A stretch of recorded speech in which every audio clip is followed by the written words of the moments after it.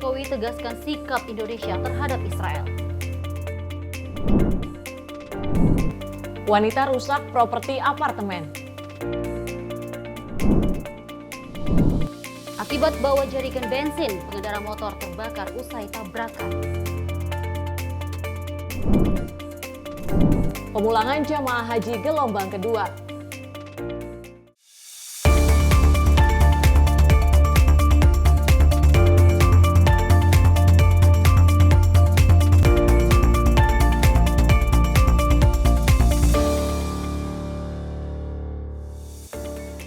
Halo, selamat malam. Pemirsa. Selamat malam Tiara. Selamat malam Dewi, senang sekali kami kembali hadir untuk mengisi ruang informasi Anda di malam hari ini. Dan dengan seputar informasi yang tadi telah kita sampaikan tepatnya, bahwa informasi ini benar-benar yang menjadi isu hangat yang menjadi perhatian kita bersama. Kalau tadi informasi yang kita sampaikan itu ada Presiden Jokowi yang masih tegaskan dengan sikap Indonesia terhadap Israel. Kalau kita melihat bahwa PBNU telah meminta maaf lebih tepatnya ya karena insiden yang terjadi. Dan kita berharap juga ini tidak terulang kembali ya. Ya, dalam hal ini Presiden merespon pertanyaan awak media terkait dengan kelima pemuda NU yang kemudian bertemu dengan Presiden Israel. Presiden Jokowi meminta untuk menanyakan langsung ke PBNU. Benar. Selain isu tersebut juga ada terkait dengan wanita yang merusak properti apartemen nih Dewi. Lagi-lagi peristiwa ini terjadi padahal korban yang bersikap padahal ini pelaku lebih tepatnya kalau informasinya akan kita sampaikan nanti. Dan juga ini ada banyak informasi lainnya terkait dengan gelombang fase kedua yang masih berlanjut untuk Pemulangan jemaah haji tepatnya hingga nanti tanggal 23 Juli mendatang. Dan selain informasi tadi, kami juga akan menghadirkan sejumlah informasi menarik bersama saya Tiara Dianti Dan saya Dewi Manik. Inilah Penyapa Balap untuk Anda.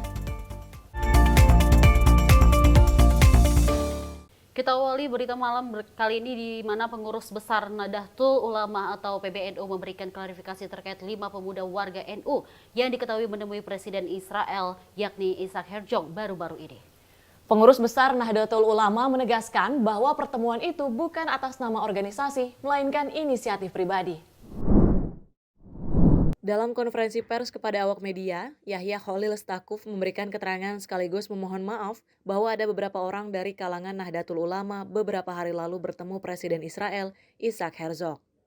Khalil menyebut bahwa pertemuan tersebut tidak patut dilakukan untuk saat ini, mengingat kondisi aksi genosida yang dilakukan oleh Israel kepada rakyat Palestina. Khalil juga telah melakukan konfirmasi kepada 5 orang yang berangkat ke Israel, dan Khalil menegaskan bahwa pertemuan tersebut bukan atas nama organisasi kelembagaan, melainkan tanggung jawab pribadi dan tidak terkait lembaga. Sepatutnya saya mohon maaf kepada masyarakat luas seluruhnya bahwa ada beberapa orang dari kalangan Nahdlatul Ulama yang tempo hari pergi ke Israel melakukan engagement di sana. Kami mengerti dan sangat memaklumi bahwa kami merasakan hal yang sama, bahwa hal ini adalah sesuatu yang tidak patut di dalam konteks suasana yang ada saat ini. Nah, kami sudah mendapatkan konfirmasi dari lembaga-lembaga terkait di bawah PBNU ini, bahwa lembaga-lembaga ini yang personilnya ada yang berangkat ke Israel itu sama sekali tidak tahu menahu, tidak ada mandat kelembagaan, tidak ada pembicaraan kelembagaan, sehingga yang dilakukan oleh anak-anak yang berangkat ke Israel tempoh hari itu adalah tanggung jawab mereka pribadi dan tidak terkait dengan lembaga. Khalil juga menambahkan bahwa kebijakan PBNU untuk melakukan kerjasama kelembagaan baik domestik, nasional maupun internasional harus melalui PBNU. Dari Jakarta, Dio Malau, Sinpo TV melaporkan. Setelah sebelumnya viral di media sosial di mana ada foto 5 pemuda NU yang kemudian bertemu dengan Presiden Israel di tengah konflik saat ini masih antara Israel dan juga Palestina. Ini dari PBNU meminta maaf terkait dengan pertemuan tersebut. Benar sekali, kalau kita melihat juga bahwa Gus Yahya selaku dari PBNU juga mengatakan bahwa ini masih dikonfirmasi terkait pernyataan 5 anggota yang telah bertemu dengan Perdana Menteri Israel lebih tepatnya. Dan juga kita lanjut informasi berikut ini di mana pengurus besar Nahdlatul Ulama ini menyampaikan akan memberikan sanksi kepada 5 pemuda Nahdliyin yang berangkat ke Israel. Kelimanya akan disiapkan sidang etik oleh masing-masing organisasi yang menaungi kelimanya. Ketua Pengurus Besar Nahdlatul Ulama Yahya Khalil Stakuf menjelaskan, asal muasal kelima tokoh Nahdliyin itu dapat berangkat ke Israel tanpa sepengetahuan PBNU. Yahya mengatakan bahwa kelimanya dibujuk oleh pihak Israel untuk mengikuti beberapa pertemuan dengan tokoh di sana. Ketidaktahuan dan tidak sensitifnya terhadap situasi dan kondisi geopolitik saat ini membuat kelimanya berangkat ke Israel. Sehingga sanksi yang akan dikenakan kepada 5 warga Nahdliyin tersebut akan diserahkan pada masing-masing kelembagaan di bawah PBNU yang menaungi mereka. Di antaranya Sukron Makmun berasal dari PWNU Banten, Zainul Ma'arif berasal dari Universitas Nahdlatul Ulama Indonesia, Munawir Aziz sebagai Sekum PP Pagar Nusa, Nurul Bahrul Ulum, dan Iza Anafisah Dania berasal dari PP Fatayat NU. Soal sanksi nanti kita serahkan, ini misalnya jelas dari PWNU DKI akan melakukan proses, ya, termasuk dalam soal tadi itu keterlibatan LBMNU DKI tadi akan diproses dan akan diberi sanksi. Aturan kita sudah cukup jelas dan rinci, ya, mengenai kesalahan dan sanksi ini. Ya, kalau bisa dikatakan ya bahwa mereka tahu tidak tahu mereka telah melanggar satu aturan bahwa semua engagement internasional harus melalui PBNU dan mereka tidak melakukan itu.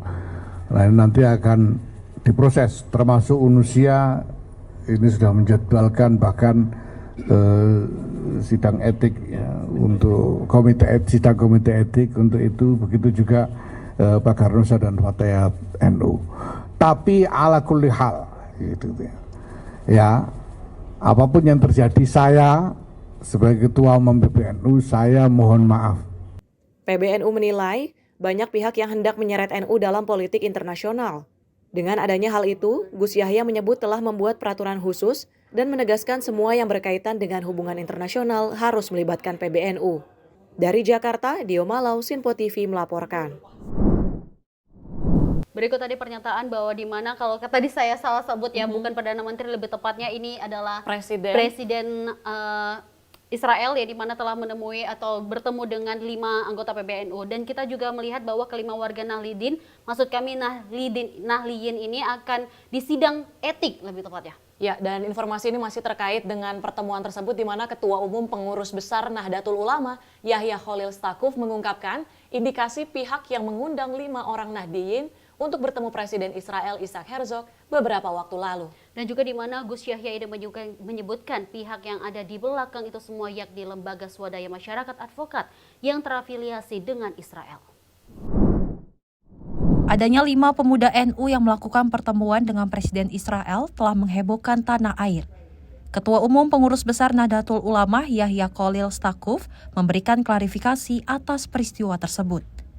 Gus Yahya menyebut kelima pemuda itu ditemui satu persatu oleh lembaga swadaya masyarakat atau LSM yang terafiliasi oleh Israel. Menurutnya LSM seperti itu tersebar di berbagai negara yang mana bertujuan untuk memuluskan kepentingan politik Israel. Namun pihaknya menegaskan bahwa pertemuan tersebut dianggap gagal karena tidak berhasil menyepakati apapun terkait kemajuan rakyat Palestina.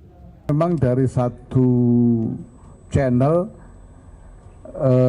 NGO yang merupakan advokat dari Israel. Jadi memang ada di mana-mana di dunia ini ada NGO yang memang beroperasi sebagai advokat Israel. Ya, jadi yang membantu citra Israel, melakukan lobby untuk kepentingan Israel dan sebagainya. Ini yang mengajak mereka dan mengkonsolidasikan mereka. Memang ya ini canggih sekali biasanya caranya. Tapi sekali lagi seperti saya ingatkan tadi, ini salah satu, ini sudah sering kali ini begini nih.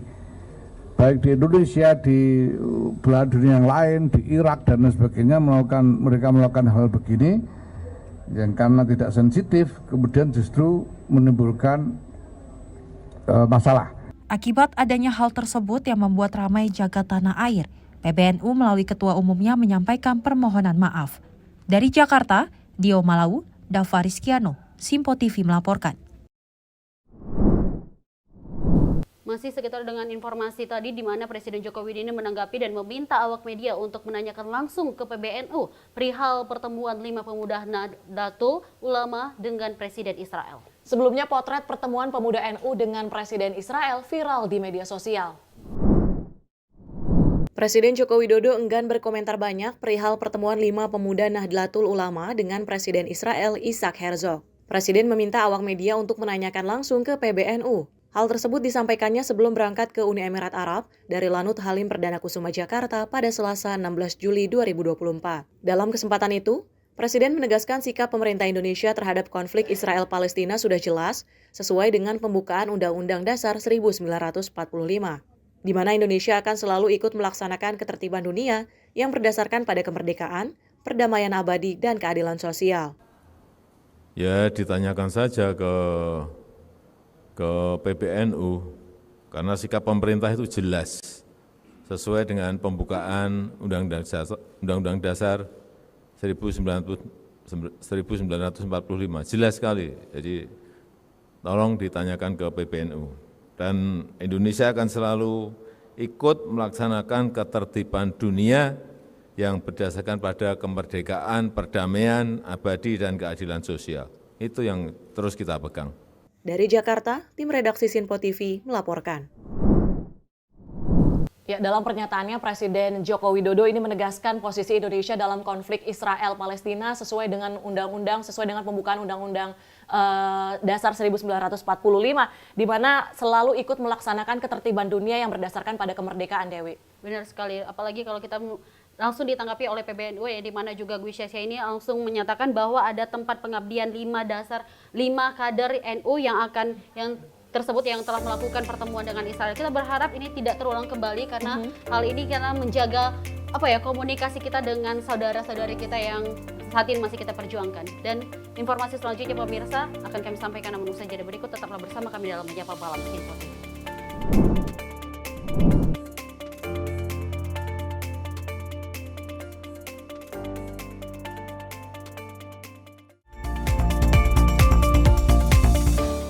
Makin mudah baca berita di aplikasi Sinpo ID. Pilih rubrik berita yang kamu suka seperti berita hukum, politik, peristiwa, budaya, olahraga, gaya hidup, dan berita dari kancah dunia. Selain itu, supaya nggak ketinggalan info update, kamu juga bisa cek laman utama berita terkini dan menyalakan notifikasi. Download aplikasi Sinpo ID sekarang juga.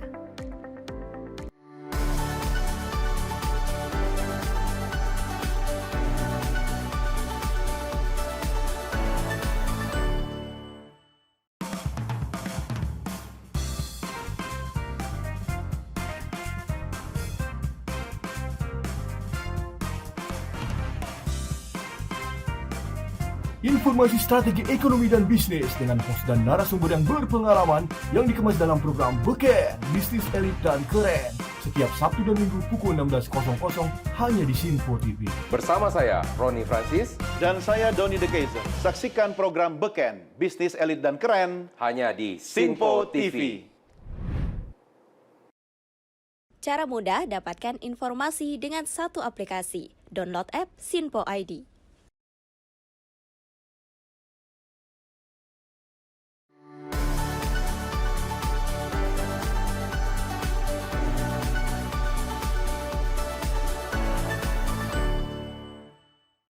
Halo, salam jumpa pemirsa. Kami kembali hadir dengan rangkaian informasi yang dihimpun dari berbagai penjuru dunia. Kami hadirkan rangkuman informasi terkini dari seluruh penjuru dunia hanya untuk Anda.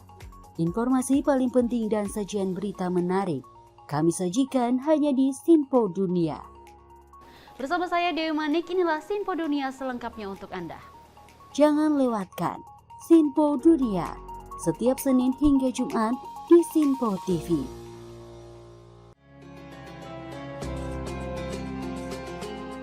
Sambut pagi hari dalam program Ngopi, obrol perkara ilmu bersama Ustadz Ahmad Haris dan Bunda Suri Susanti. Setiap hari pukul 5 pagi hanya di Sinpo TV.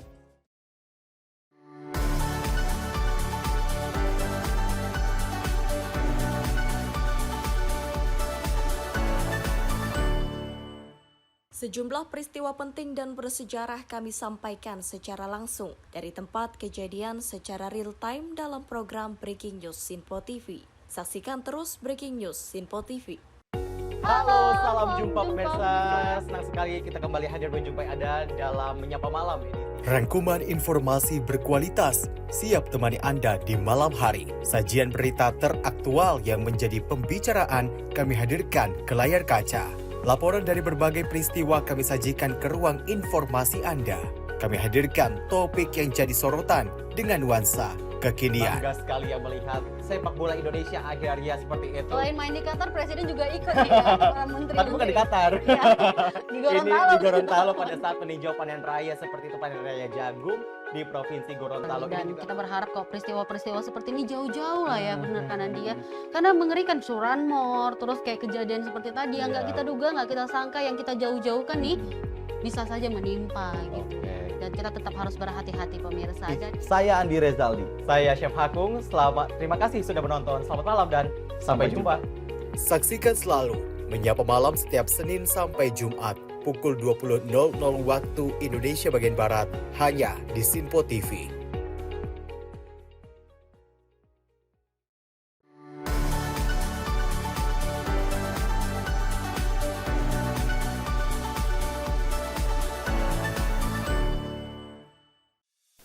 Apa kabar pemirsa? Senang sekali saya Sally Siregar dapat menjumpai Anda dalam Simpo Dunia Sepekan. Kami temani akhir pekan Anda bersama sanak saudara dan keluarga tercinta. Dengan sajian informasi yang unik dan menarik dari berbagai negara. Pastinya kami akan memberikan berita yang unik dan menarik yang kami rangkum dalam Simpo Dunia Sepekan. Jangan lewatkan Sinpo Dunia Sepekan setiap Sabtu dan Minggu hanya di Sinpo TV. Cara mudah dapatkan informasi dengan satu aplikasi. Download app Sinpo ID.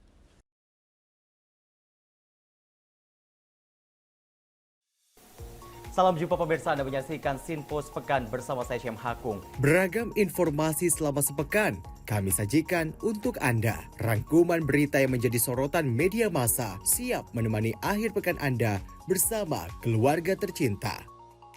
Bersama saya Syem Hakung, kita jelang informasi selengkapnya untuk Anda. Kami hadirkan Sinpo Sepekan setiap minggu pukul 6 pagi hanya di Sinpo TV. Sinpo TV kembali hadir pemirsa dengan berbagai informasi yang terjadi di parlemen selama satu pekan terakhir dalam program Warta Parlemen bersama saya, Andi Rezaldi. Dari ruang komisi hingga ruang sidang paripurna, sejumlah keputusan penting kerap kali diputuskan oleh para wakil rakyat di gedung Dewan. Agar tidak terlewatkan sejumlah peristiwa penting dan bersejarah dari gedung parlemen kami sajikan kepada pemirsa Sinpo TV dalam Warta Parlemen. Hadir setiap Sabtu pukul 9 pagi waktu Indonesia Barat hanya di Sinpo TV. Cara mudah dapatkan informasi dengan satu aplikasi. Download app Sinpo ID.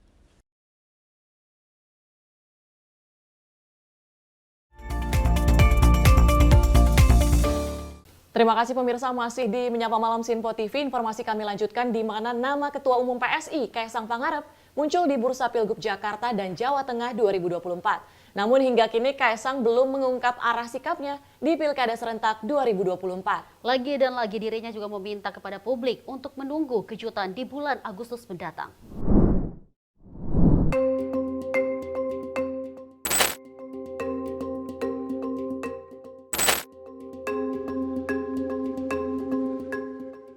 Teka-teki Ketua Umum Partai PSI Kaisang Pangarep untuk maju di Pilkada mendatang masih belum terjawab hingga saat ini.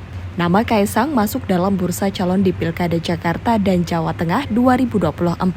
Meski mencuat di dua daerah, elektabilitas anak Jokowi itu tinggi di wilayah Jawa Tengah. Akhir-akhir ini, Kaisang tengah gencar melakukan belusukan di wilayah Jakarta. Kaisang sempat melaksanakan ibadah sholat Jumat di salah satu masjid yang berlokasi di pemukiman padat penduduk di Jalan Agung Utara, Tanjung Priok, Jakarta Utara. Usai sholat Jumat, Kaisang berbincang dengan warga setempat.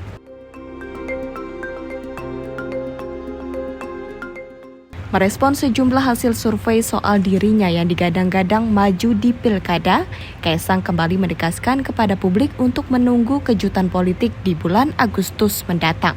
Meski demikian, ia menilai Jawa Tengah merupakan salah satu provinsi terbesar yang ada di Indonesia, sehingga mempunyai masalah yang cukup kompleks untuk diselesaikan. Ya, nggak apa-apa. Balik lagi, kita harus tahu Jawa Tengah ini salah satu provinsi terbesar, salah satu yang terbesar di Indonesia, dan saya rasa Jawa Tengah ini punya masalah yang cukup kompleks. Jadi ketika saya masuk di salah satu bursa, ya saya hanya bisa mengucapkan alhamdulillah gitu aja. Ini ya alhamdulillah aja. Tapi baik lagi untuk Jakarta ataupun Jawa Tengah, seperti yang saya bilang, tunggu kejutannya di bulan Agustus. Diketahui nama putra sulung Presiden Jokowi ini dilirik oleh sejumlah partai politik yang menginginkannya untuk maju di Pilkada serentak 2024. Di antaranya Partai Gerindra dan PDI Perjuangan yang tengah mempertimbangkan nama Kaisang Pangarep untuk diusung di kontestasi pemilihan kepala daerah Jawa Tengah. Bisa jadi ya, nama Mas Kaisang kan muncul di mana-mana, bagus surveinya. Di Jakarta juga sebagai cawagup, beliau muncul di konstituen kami. Di Jawa Tengah demikian juga, ya, jadi kami menunggu saja apakah yang paling penting dan pertama adalah yang bersangkutan berkenan atau tidak. Kalau ada signal yang cukup kuat, misalnya yang bersangkutan berkenan, tentu kami akan bahas di internal partai kami dan di Koalisi Indonesia Maju. Iya, saya pikir kalau Jawa Tengah kan kampungnya Pak Jokowi besar di sana, keluarganya juga kemarin keluarga besar Pak Jokowi all out memenangkan Pak Prabowo di Jawa Tengah. Ya, jadi kalau Mas Kaisang maju, saya pikir sambutannya pasti akan luar biasa dari konstituen kami. Ya.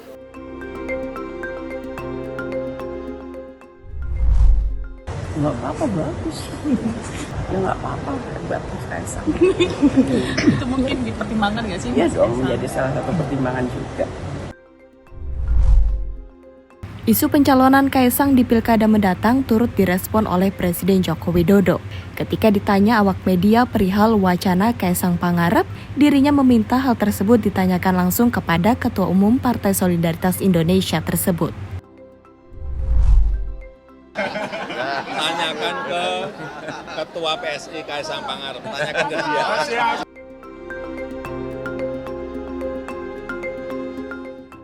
Sebelumnya Jokowi juga membantah bahwa dirinya menyodorkan nama Ketua Umum PSI yang sekaligus merupakan putranya Kaisang Pangarep ke partai politik untuk maju dalam Pilgub Jakarta.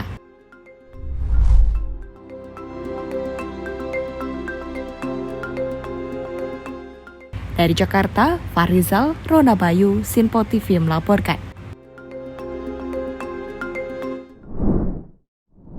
Kita lanjut informasi berikut ini di mana Gerindra mengaku tak ingin terburu-buru dalam menentukan arah dukungan politik bagi calon gubernur dan calon wakil gubernur di Pilkada Jakarta 2024. Sekjen Partai Gerindra Ahmad Muzani mengatakan Ketua Umum Prabowo Subianto masih membutuhkan masukan dan pandangan dari sejumlah pihak untuk mengusung cagup di Pilkada Jakarta.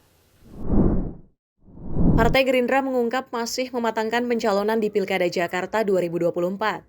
Sekjen Gerindra Ahmad Muzani menjelaskan, Ketum Gerindra Prabowo Subianto masih perlu waktu untuk memilih kandidat kepala daerah di wilayah strategis.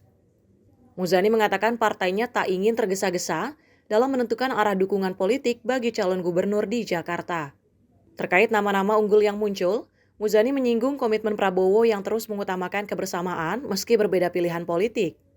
Menurutnya, kebersamaan sebagai bangsa dapat tetap terjalin tanpa memaksakan pilihan politik, termasuk di pilkada.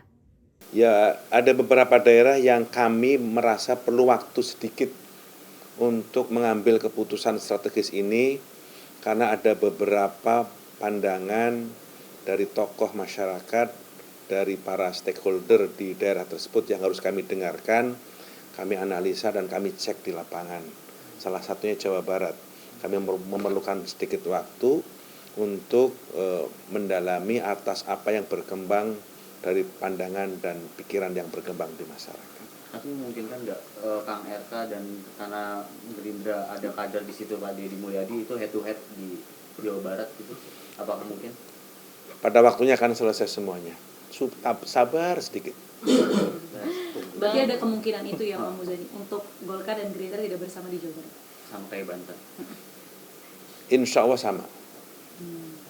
Pak Bang Muzani, Jangan sebelah sini dulu. boleh. Boleh. Terkait pemilihan di Jakarta Pak, kan tadi survei Litbang Kompas itu udah mengeluarkan survei dan hasil tertinggi itu paling tinggi itu calonnya itu Pak Anies yang didukung masyarakat, terus kemudian ada Ahok, kemudian Pak Ridwan Kamil, dan ini kan belum keluar juga, Bapak tadi masih bilang mempertimbangkan untuk beberapa wilayah juga.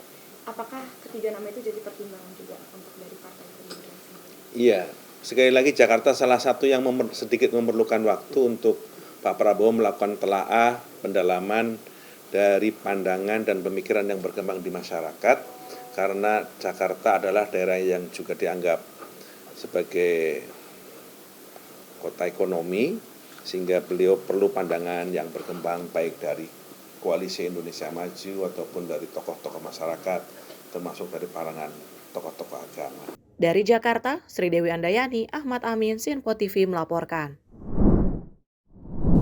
Ya Tiara dan juga pemirsa, kalau kita menyaksikan dari dua berita tadi yang di mana adalah Kaisang Pangarep ini yang kita nantikan apakah akan menjabat di Jawa Tengah atau juga di Jakarta, ini masih disuruh menanti ya, lebih tepatnya di bulan Agustus mendatang. Tentunya publik bertanya-tanya di manakah kira-kira nama Kaisang ini akan diusulkan, apakah di Jakarta ataupun di Jawa Tengah. Nah di satu sisi tadi tayangan sebelumnya juga dari Partai Gerindra mengungkapkan tidak ingin terburu-buru untuk kemudian mengusung nama ataupun calon dalam Pilkada Jakarta. Nah ini masih terkait dengan Pilkada di mana Ketua Umum Partai Golkar Airlangga Hartarto yang menyebut pihaknya masih menunggu keputusan Kaisang Pangarep untuk maju di Pilkada mendatang. Dan juga Airlangga ini menawarkan opsi untuk mendukung Kaisang dalam pemilihan Gubernur Jakarta dengan memasangkan bersama kader Golkar Jusuf Hamka.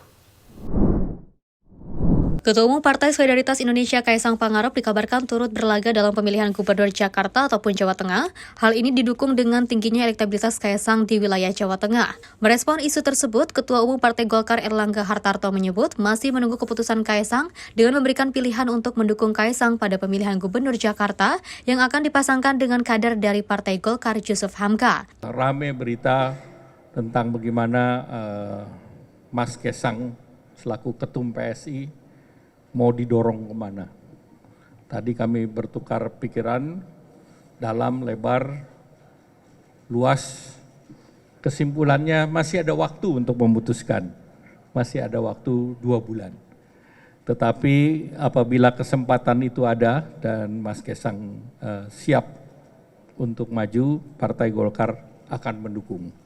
Nah, untuk mendukung tadi Mas Ketum, Mas Kaisang, seandainya beliau memilih Jakarta, saya siapkan kader Partai Golkar yang sudah memalang melintang di infrastruktur, yaitu Babah Alun. Mana Babah Alun? Namun demikian, Airlangga menuturkan pihaknya masih melakukan evaluasi mendalam terkait calon kandidat yang akan diusung di wilayah Jakarta maupun Jawa Tengah sampai dengan waktu pendaftaran pilkada. Dari Jakarta, Ahmad Amin, Rona Bayu, Sinpo TV melaporkan.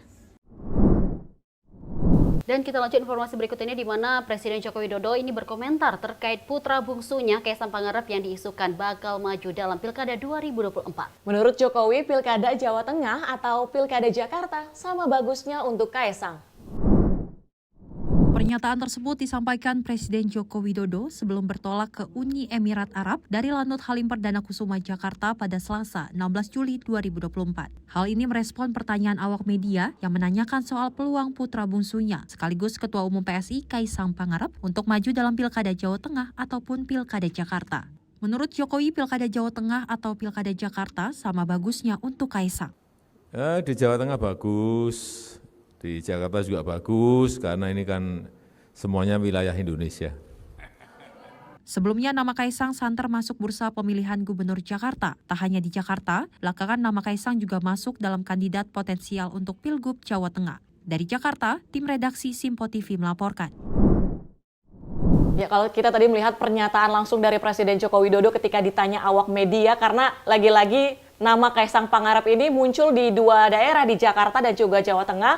Presiden menganggap dua wilayah itu sama bagusnya karena sama-sama di wilayah Indonesia. Melihat dari statement Presiden Jokowi, kalau kita melihat bahwa hal ini ditanggapi lagi mengenai partai yang mengusungkan nama Kaisang ini sudah pintar-pintar katanya. Jadi kita menantikan aja seperti apa nanti keputusan dari Kaisang Pangarep. Apakah nanti di Jakarta penempatan? Kalau kita lihat di Jawa Tengah ini nama Kaisang ini cukup banyak ya antusias masyarakat untuk dipimpin oleh Kaisang. Jadi kita nantikan aja seperti apa di bulan Agustus mendatang. Dan informasi lainnya pemirsa akan kami hadirkan, namun usai jeda berikut Anda tetap menyaksikan Sinpo TV International News Report.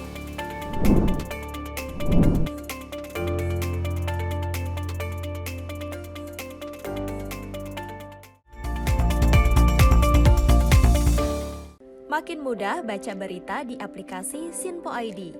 Pilih rubrik berita yang kamu suka seperti berita hukum, politik, peristiwa, budaya, olahraga, gaya hidup, dan berita dari kancah dunia.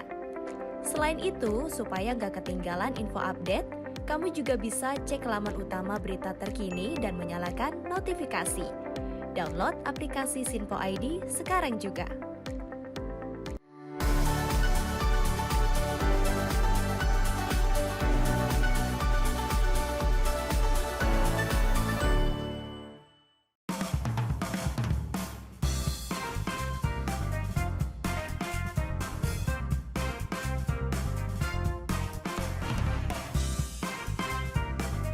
Informasi strategi ekonomi dan bisnis dengan host dan narasumber yang berpengalaman yang dikemas dalam program Beken, Bisnis Elit dan Keren. Setiap Sabtu dan Minggu pukul 16.00 hanya di Sinpo TV. Bersama saya, Roni Francis. Dan saya, Doni De Keizer. Saksikan program Beken, Bisnis Elit dan Keren hanya di Sinpo TV. Cara mudah dapatkan informasi dengan satu aplikasi. Download app Sinpo ID.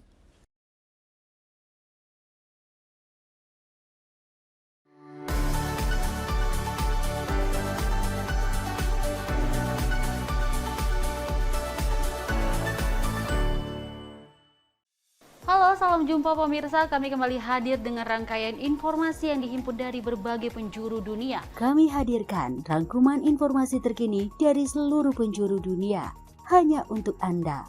Informasi paling penting dan sajian berita menarik kami sajikan hanya di Sinpo Dunia. Bersama saya Dewi Manik, inilah Sinpo Dunia selengkapnya untuk Anda.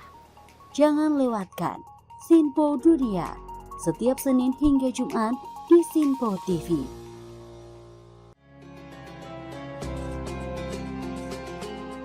Sambut pagi hari dalam program Ngopi, obrol perkara ilmu bersama Ustadz Ahmad Haris dan Bunda Suri Susanti. Setiap hari pukul 5 pagi hanya di Sinpo TV.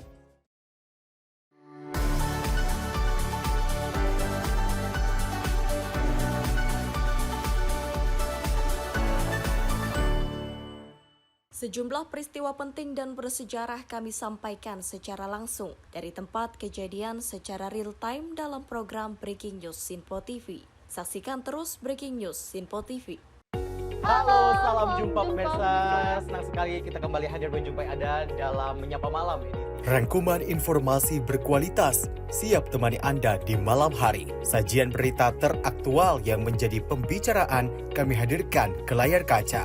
Laporan dari berbagai peristiwa kami sajikan ke ruang informasi Anda. Kami hadirkan topik yang jadi sorotan dengan nuansa kekinian. Bangga sekali yang melihat sepak bola Indonesia akhirnya seperti itu. Selain main di Qatar, Presiden juga ikut nih ya, para menteri. Tapi bukan di Qatar. Ya, di Gorontalo. Ini di Gorontalo pada saat meninjau panen raya seperti itu, panen raya jagung di Provinsi Gorontalo. Dan kita berharap kok peristiwa-peristiwa seperti ini jauh-jauh lah ya, benar kan Andi ya. Karena mengerikan Curanmor, terus kayak kejadian seperti tadi yang nggak kita duga, nggak kita sangka, yang kita jauh-jauhkan nih bisa saja menimpa gitu. Dan kita tetap harus berhati-hati pemirsa. Saya Andi Rezaldi, saya Chef Hakung. Terima kasih sudah menonton. Selamat malam dan sampai jumpa. Saksikan selalu Menyapa Malam setiap Senin sampai Jumat pukul 20.00 waktu Indonesia bagian Barat hanya di Sinpo TV.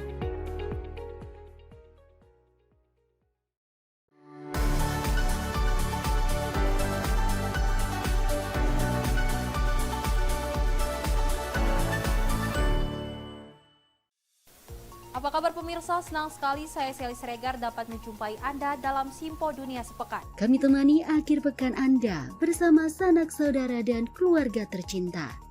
Dengan sajian informasi yang unik dan menarik dari berbagai negara. Pastinya kami akan memberikan berita yang unik dan menarik yang kami rangkum dalam Simpo Dunia Sepekan. Jangan lewatkan Simpo Dunia Sepekan setiap Sabtu dan Minggu hanya di Sinpo TV. Cara mudah dapatkan informasi dengan satu aplikasi. Download app Sinpo ID.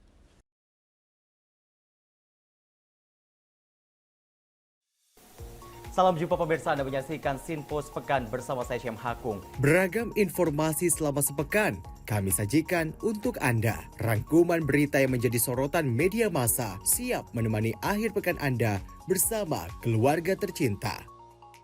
Bersama saya Syam Hakung, kita jelang informasi selengkapnya untuk Anda. Kami hadirkan Sinpo Sepekan setiap minggu pukul 6 pagi hanya di Sinpo TV. Sinpo TV kembali hadir pemirsa dengan berbagai informasi yang terjadi di parlemen selama satu pekan terakhir dalam program Warta Parlemen bersama saya, Andi Rezaldi. Dari ruang komisi hingga ruang sidang paripurna, sejumlah keputusan penting kerap kali diputuskan oleh para wakil rakyat di gedung Dewan. Agar tidak terlewatkan sejumlah peristiwa penting dan bersejarah dari gedung parlemen kami sajikan kepada pemirsa Sinpo TV dalam Warta Parlemen. Hadir setiap Sabtu pukul 9 pagi waktu Indonesia Barat hanya di Sinpo TV. Cara mudah dapatkan informasi dengan satu aplikasi. Download app Sinpo ID.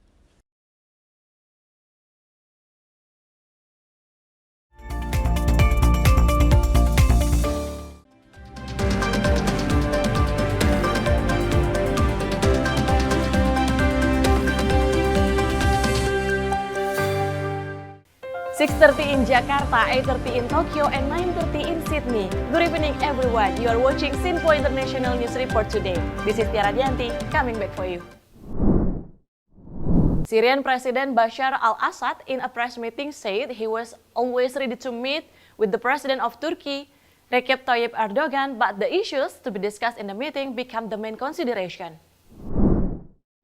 In the statement of President of Syria, Bashar al-Assad, at a press conference last Monday, 15 July, responded that Turkey's effort to build a vision of peace with Syria had been approved by him, but the meeting held by both parties must produce results to encourage peace.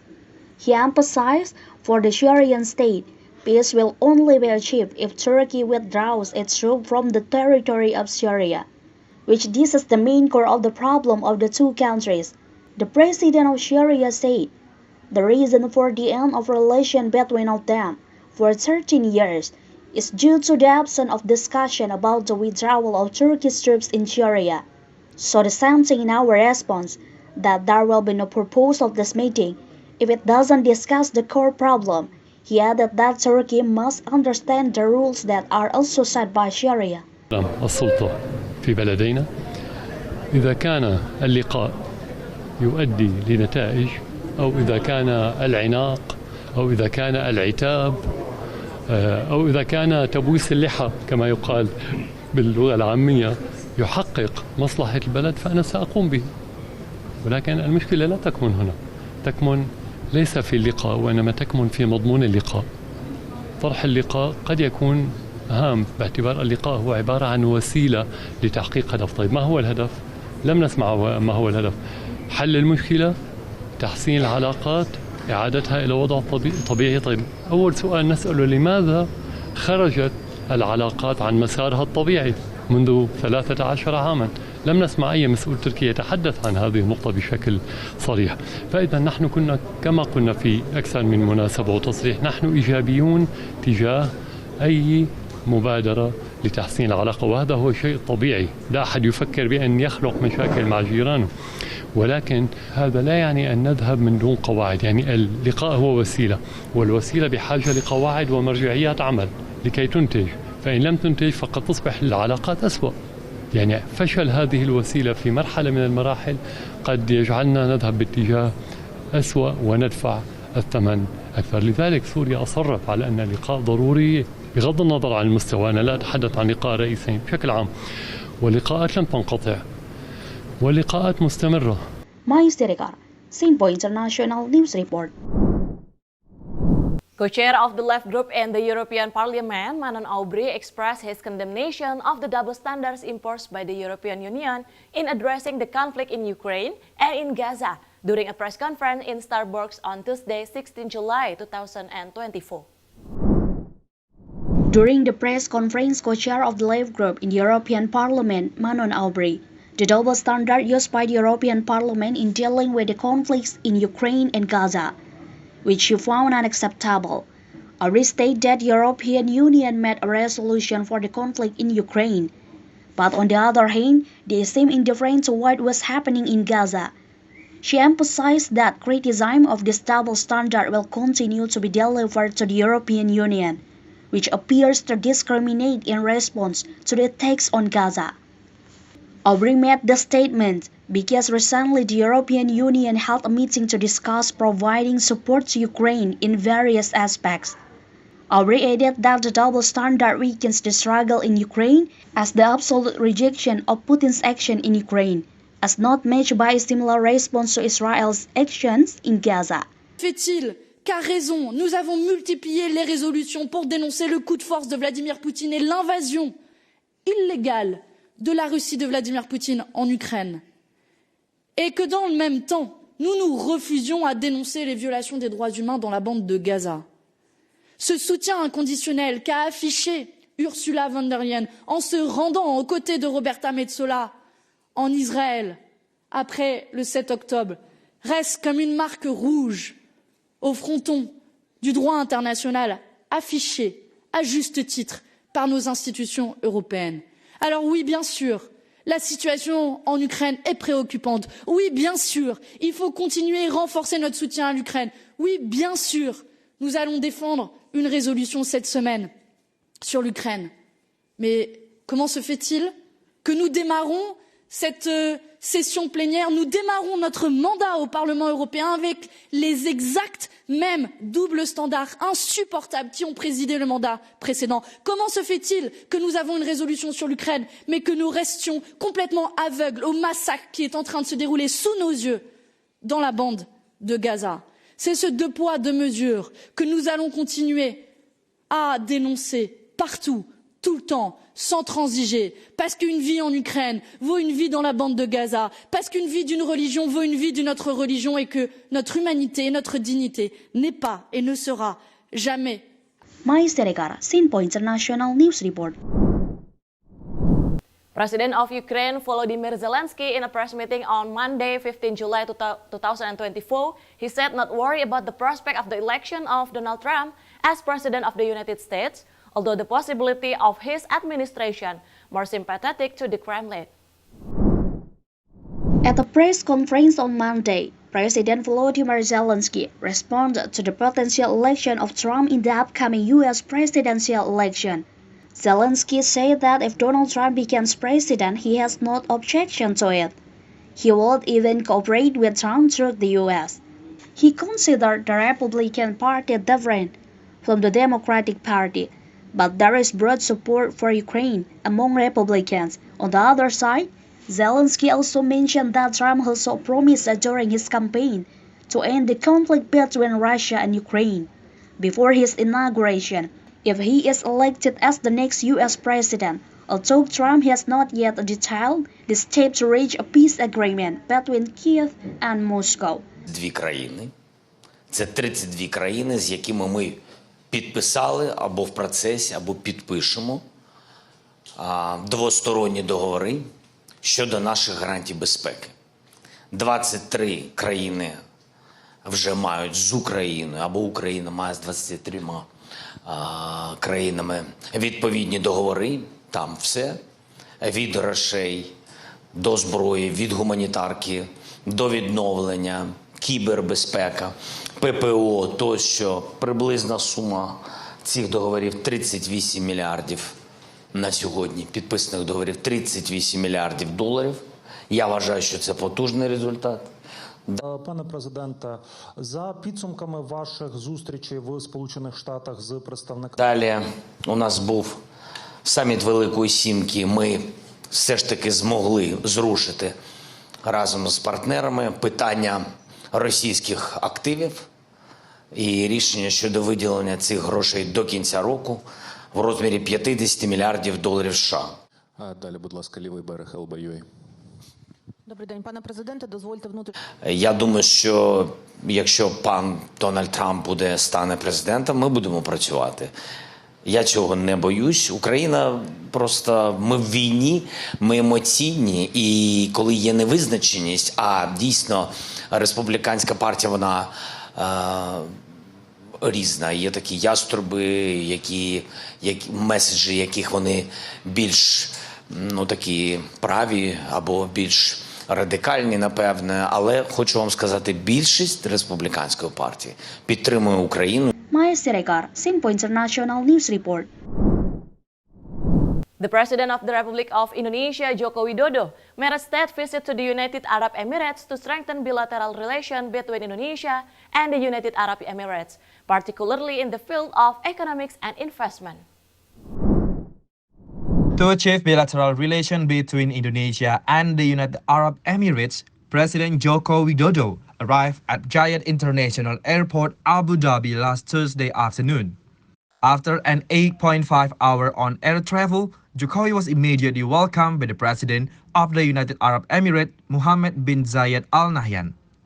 On his state visit, Jokowi was accompanied by the Coordinating Minister for Maritime and Investment Luhut Binsar Panjaitan and a number of Indonesian diplomacy officers in the Middle East country.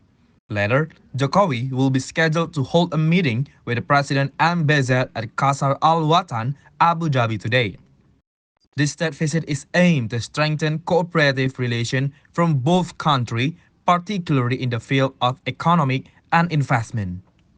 Not only that, Jokowi's arrival to Abu Dhabi was also rumored to attract investors to the nation's capital project. Dan dalam pertemuan dengan Presiden MBZ, nanti saya antara lain akan membahas mengenai berbagai upaya peningkatan kerjasama ekonomi dan investasi yang strategis. Tentunya kerjasama ini akan dilanjutkan implementasinya oleh pemerintah baru nantinya. Begitu selesai pertemuan dengan Presiden MBZ tanggal 17 Juli besok, saya akan langsung kembali ke tanah air. Terima kasih. Wassalamualaikum warahmatullahi wabarakatuh. Max Oller, Sinpo International News Report. Thank you for watching Sinpo International News Report. This program joining collaboration between Sinpo TV Indonesia and Fiery Media Dubai. Stay with us, menyapa malam Sinpo TV coming back after this one.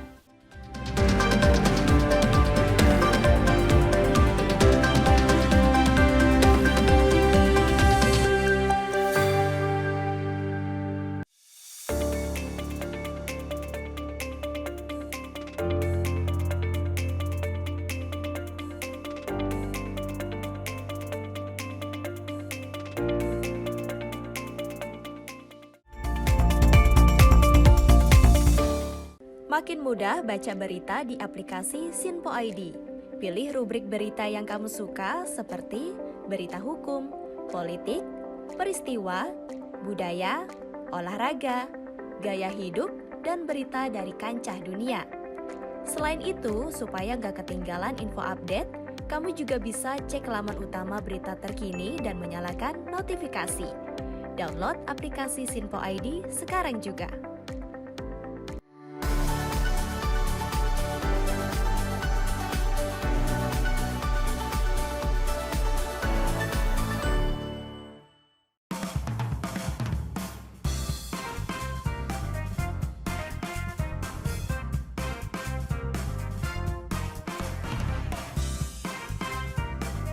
Informasi strategi ekonomi dan bisnis dengan host dan narasumber yang berpengalaman yang dikemas dalam program Beken, Bisnis Elit dan Keren. Setiap Sabtu dan Minggu pukul 16.00 hanya di Sinpo TV. Bersama saya, Roni Francis. Dan saya, Doni De Keizer. Saksikan program Beken, Bisnis Elit dan Keren. Hanya di Sinpo TV.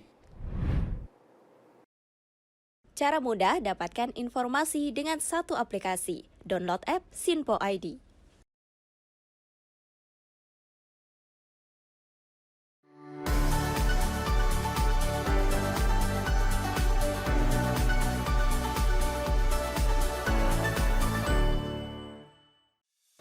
Halo, salam jumpa pemirsa. Kami kembali hadir dengan rangkaian informasi yang dihimpun dari berbagai penjuru dunia. Kami hadirkan rangkuman informasi terkini dari seluruh penjuru dunia hanya untuk Anda.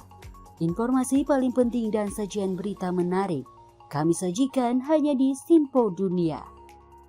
Bersama saya Dewi Manik, inilah Sinpo Dunia selengkapnya untuk Anda.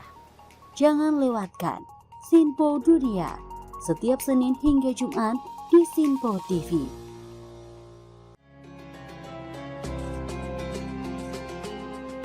Sambut pagi hari dalam program Ngopi, obrol perkara ilmu bersama Ustadz Ahmad Haris dan Bunda Suri Susanti. Setiap hari pukul 5 pagi hanya di Sinpo TV.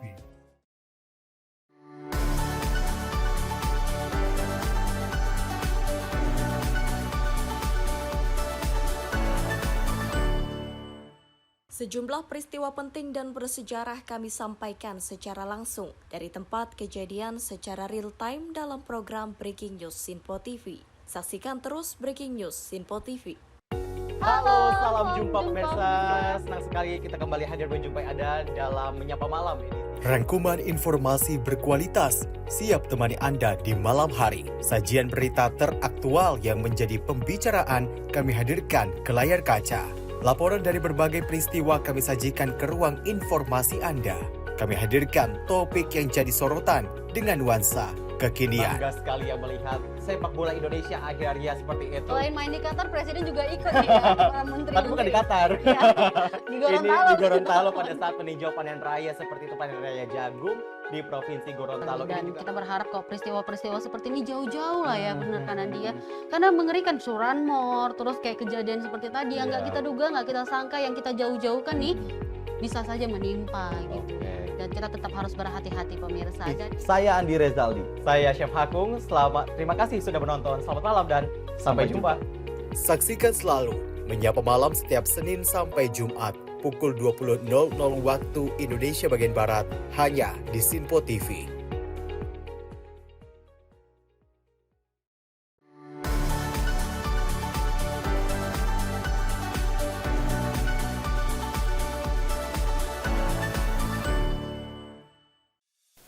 Apa kabar pemirsa? Senang sekali saya Sally Siregar dapat menjumpai Anda dalam Sinpo Dunia Sepekan. Kami temani akhir pekan Anda bersama sanak saudara dan keluarga tercinta.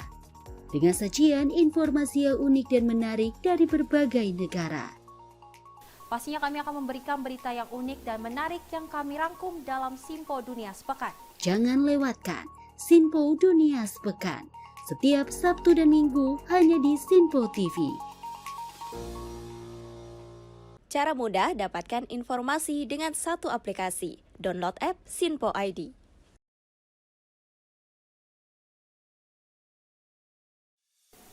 Salam jumpa pemirsa, Anda menyaksikan Sinpo Sepekan bersama saya Syem Hakung. Beragam informasi selama sepekan kami sajikan untuk Anda. Rangkuman berita yang menjadi sorotan media massa siap menemani akhir pekan Anda bersama keluarga tercinta.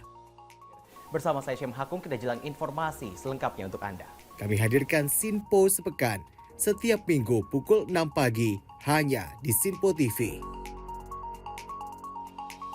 Sinpo TV kembali hadir pemirsa dengan berbagai informasi yang terjadi di parlemen selama satu pekan terakhir dalam program Warta Parlemen bersama saya, Andi Rezaldi. Dari ruang komisi hingga ruang sidang paripurna, sejumlah keputusan penting kerap kali diputuskan oleh para wakil rakyat di gedung Dewan. Agar tidak terlewatkan sejumlah peristiwa penting dan bersejarah dari gedung parlemen kami sajikan kepada pemirsa Sinpo TV dalam Warta Parlemen. Hadir setiap Sabtu pukul 9 pagi waktu Indonesia Barat hanya di Sinpo TV. Cara mudah dapatkan informasi dengan satu aplikasi. Download app Sinpo ID.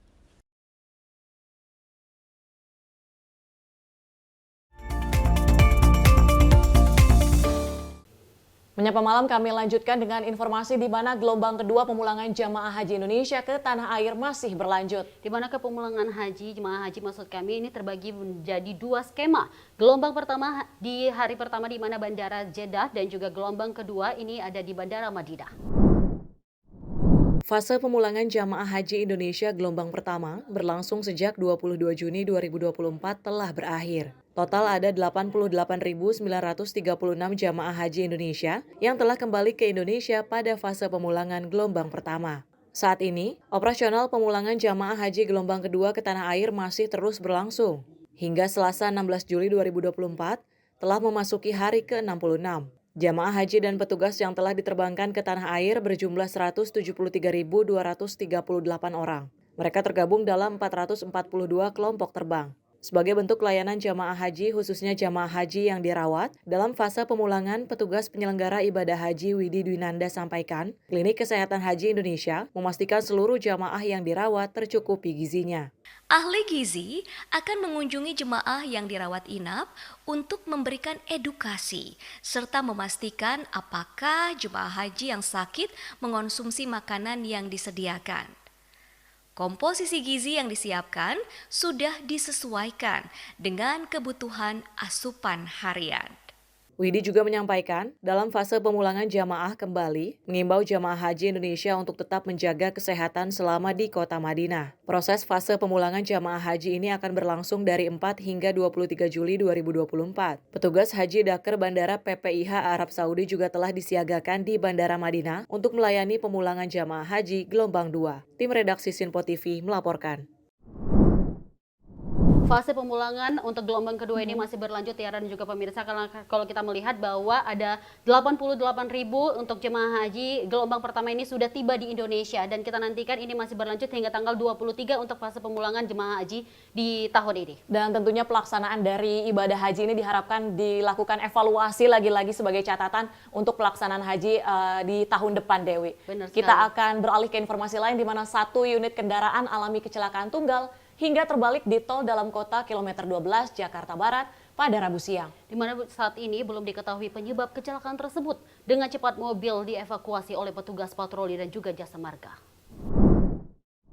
Dalam video terlihat polisi melakukan pengamanan jalanan usai terjadi sebuah kendaraan mobil mengalami kecelakaan tunggal di ruas tol dalam kota KM12 tepat pada arah Grogol Jakarta Barat Rabu siang. Dalam kecelakaan tersebut, sejumlah tim petugas kepolisian dan jasa marga melakukan evakuasi di lokasi kejadian. Hingga saat ini belum diketahui penyebab kecelakaan tersebut. Insiden itu sempat membuat kemacetan di sekitar lokasi kejadian. Tim redaksi Simpo TV melaporkan.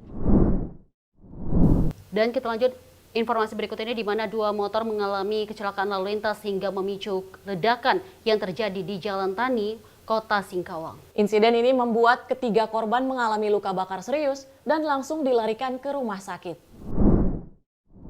Inilah detik-detik terbakarnya dua sepeda motor saat terlibat kecelakaan di Jalan Tani, Kota Singkawang pada 16 Juli Selasa siang. Kecelakaan tersebut terjadi antara seorang pengendara pria berinisial LT 58 tahun yang membawa jerigen berisi bensin dan gas LPG menyeberang jalan dan bertabrakan dengan motor yang dikendarai dua pelajar perempuan yang berboncengan DS 16 tahun bersama temannya F 16 tahun. Tabrakan menyebabkan jerigen berisi bensin yang dibawa pengendara pecah dan tersulut api hingga membakar ketiga korban. Warga sekitar yang melihat kecelakaan tersebut langsung berusaha membantu korban memadamkan api. Insiden ini membuat ketiga korban mengalami luka bakar serius dan langsung dilarikan ke rumah sakit. Pihak kepolisian masih mendalami penyebab kecelakaan tersebut. Tim redaksi Simpo TV melaporkan. Kalau kita melihat bahwa insiden yang terjadi, apalagi kecelakaan di jalan dalam tol yang tadi sebelumnya, dan juga ada motor yang membawa jerigen bensin terjadi kecelakaan ini, kita menghimbau kembali lagi kepada masyarakat untuk tetap berhati-hati, apalagi saat ini patroli ke pihak kepolisian ini masih melaksanakan operasi Patu Jaya lebih tepatnya. Ya, dan operasi Patu Jaya ini juga diharapkan lagi-lagi sebagai untuk keselamatan sebenarnya bagi para pengendara ataupun juga pengemudi. Simpel sekali sepertinya ya, kalau kita melihat bahwa memakai helm dan juga mengikuti rambu-rambu lalu lintas ini harus diterapkan kepada pemirsa yang ada di rumah, karena mengakibatkan fatal kalau misalnya ini terjadi sesuatu. Dan kita lanjut informasi berikut ini pemirsa, di mana aksi geng motor kembali terjadi di kawasan Kota Bandung, Jawa Barat. Pihak kepolisian mengamankan sejumlah anggota geng motor yang kedapatan membawa senjata tajam. Tim kepolisian kembali melakukan patroli di daerah Bandung, Jawa Barat. Dalam video, tampak geng motor yang berkumpul di Kampung Rancacili, Kelurahan Derwati, Kecamatan Buah Batu, Bandung, Jawa Barat, diamankan tim Prabu Presisi bersama tim perintis presisi Polrestabes Bandung pada 13 Juli. Saat penggeledahan, ditemukan minuman alkohol dan 2 buah senjata tajam jenis golok dan pedang. Penangkapan dan pemeriksaan dilakukan setelah polisi menerima aduan warga. Akibat dari aduan warga, sekumpulan geng motor yang meresahkan diamankan pihak kepolisian dan menyelidiki lebih lanjut jika nantinya aduan warga kembali terjadi. Dari Jakarta, tim redaksi Sinpo TV melaporkan. Dan kita lanjut informasi berikut ini, di mana aksi pencurian sepeda motor di permukiman padat penduduk Gang 4 Kampung Pulau Jakarta Timur terekam kamera pengawas CCTV. Pelaku yang berboncengan masuk ke permukiman warga dan berhasil menggondol 2 buah sepeda motor. Dari rekaman kamera pengawas memperlihatkan aksi 2 orang pelaku yang berboncengan masuk ke dalam gang sempit permukiman warga Kampung Pulau Jatinegara, Jakarta Timur. Pelaku sempat melewati motor korban yang tengah terparkir di dalam gang bersama motor warga lainnya. Saat dilihat aman, 1 orang pelaku pun turun dan menghampiri motor incarannya. Tak perlu waktu lama, pelaku berhasil membawa kabur motor korban. Sementara itu, menurut korban, dalam waktu yang sama ada 4 motor yang akan dicuri oleh pelaku. 2 diantaranya berhasil digasak pelaku. Sementara 2 motor tidak berhasil lantaran kunci letter T, pelaku patah dan juga tertinggal di kontak motor. Kejadiannya kapan? Kejadiannya semalam jam 4 kurang 3 menit. Mau subuh? Oh gitu. Itu pelaku berapa orang? Yang kerekam CCTV sih 2 orang. 2 orang, 1 motor. 1 motor.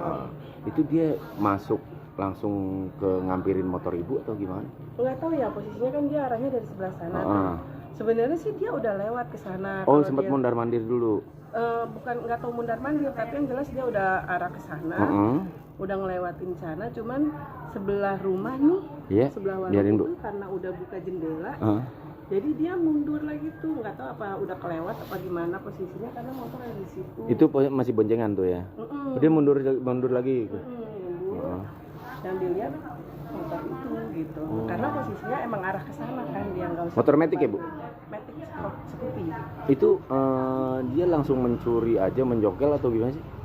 Kalau dilihat dari rekaman CCTV makanya udah langsung ya? Nggak ada berapa karena menit kan kira-kira? Yang di sini kan memang ada 3 motor tuh. 3 motor? Yang 2 udah ke bawah, yang 1 tuh kuncinya patah di dalam. Oh, yang 1 patah di dalam, nggak berhasil tuh? Nggak berhasil, kunci itu katanya. Berarti dalam semalam itu berapa motor bu? Yang di daerah sini tuh 3 motor. Yang berhasil dicuri? Yang 2 yang berhasil dicuri.